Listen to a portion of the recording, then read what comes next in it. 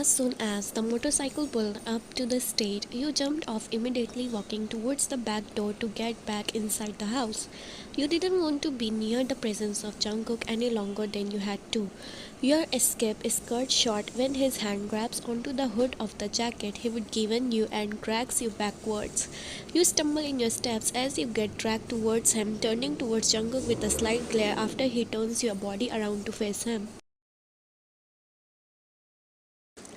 I just saved your life and you're running off with my helmet and no thank you, he said, and you nearly passed out when you realized the helmet was still on your head.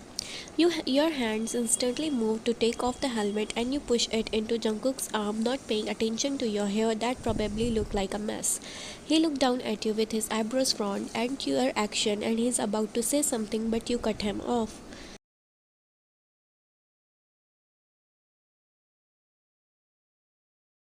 Thank you. You blurt out, biting your lip nervously as you shuffle your feet. Why was he looking at you like that? The sound of a car blasting with loud music suddenly pulls up into the driveway, and your head turns towards the noise only to notice Jungwoo laughing as he got out of a car filled with other football players. Your eyes are glued to him as he says bye to his friends, as his hand runs through his thick pink hair and as his brown eyes shine even in the dark. You couldn't help but feel your cheeks turn red when the memory of him sharing his AirPods with you flooded your head. How he would be so close to you, so close you could smell his cologne and see his long lashes that swept over his brown eyes. Ryan, is that you? His voice suddenly yells from behind where Jungkook was standing, and you widen your eyes looking up at Jungkook, who had already been looking down at you, something flashing in his eyes that you couldn't decipher. Who's there with you? Jungwoo asks as he starts to walk closer and you're about to just run away from the situation until Jungkook pushes past your shoulder and walks back towards his motorcycle. You watch as he puts his helmet on before quickly turning your head back to Jungwoo, whose eyes followed where you had been looking. What did he do to you? Jungwoo suddenly booms, a tone you would never heard him speak in before as he looks at your messed up body.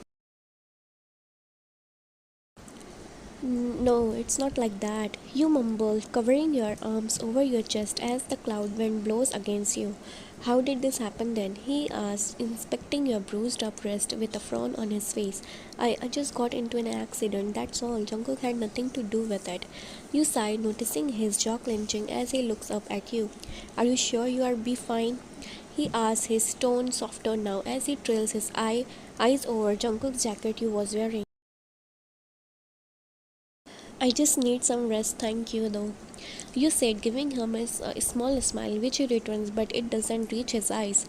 It's silent for a moment as the wind grows chillier and runs through your hair.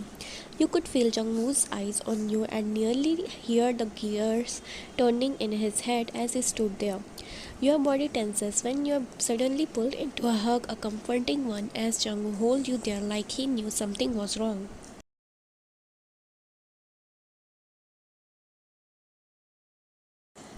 You're going to be okay, he mumbled lowly as you relax into his arms and you nearly break down at his words. No one's ever comforted you like this. No one's ever cared much. But for some reasons, Jungwoo cared. Did you know why? No. Did you know why he took interest in being your friend at all? Not one bit. But you couldn't deny enjoying his presence, enjoying his hug, his smile, the way his eyes sparkled every time he laughed. You really was going insane. Today was Saturday. You had gotten no sleep since the club. You are tired, but you only got terrible flashbacks of the old man touching you. You kept screaming to yourself, angry that you couldn't be strong enough, that you couldn't just stop him. Maybe you was the problem.